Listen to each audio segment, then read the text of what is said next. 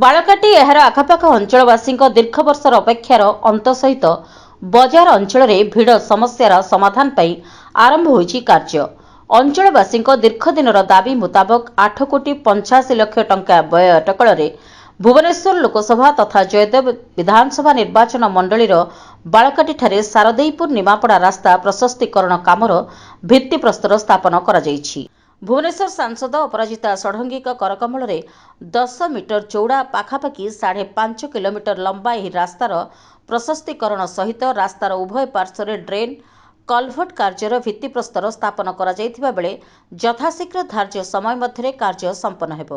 ତେବେ ଏହି ଅବସରରେ ବିକାଶ ଓ ସେବା ରାଜନୀତିର ମୂଳ ବୋଲି କହିବା ସହିତ ରାସ୍ତା ପ୍ରଶସ୍ତୀକରଣରେ ରାସ୍ତାକଡ଼ରେ ରହିଥିବା ଦୋକାନୀ ଭାଇମାନଙ୍କ ସମସ୍ୟାର ସମାଧାନ ମିଳିତ ଭାବରେ କରାଯିବାର ପ୍ରତିଶ୍ରୁତି ଦେଇଛନ୍ତି ସାଂସଦ। ଭେଣ୍ଡିଂ ଜୋନ୍ ମାଧ୍ୟମରେ ସମସ୍ତ ଦୋକାନୀ ଭାଇମାନଙ୍କ ପାଇଁ ବ୍ୟବସ୍ଥା କରାଯିବା ସହିତ କାହାର କିଛି ଅସୁବିଧା ରହିବ ନାହିଁ ବୋଲି କହିଛନ୍ତି ଭୁବନେଶ୍ୱର ସାଂସଦ ଅପରାଜିତା ଷଡ଼ଙ୍ଗୀ। ଓଡ଼ିଶା ସରକାରଙ୍କ ଦ୍ୱାରା ଏହିଭଳି ବିଭିନ୍ନ ବିକାଶମୂଳକ କାର୍ଯ୍ୟ ପାଇଁ ପୂର୍ଣ୍ଣ ସହଯୋଗ ରହୁଥିବା ବେଳେ ଡବଲ ଇଞ୍ଜିନ୍ ସରକାର ଯୋଗୁଁ ସମସ୍ତ କାର୍ଯ୍ୟ ସୁରୁଖୁରୁରେ ହେଉଥିବା କହିଥିଲେ ସାଂସଦ। Bureau report, Ekamra media news.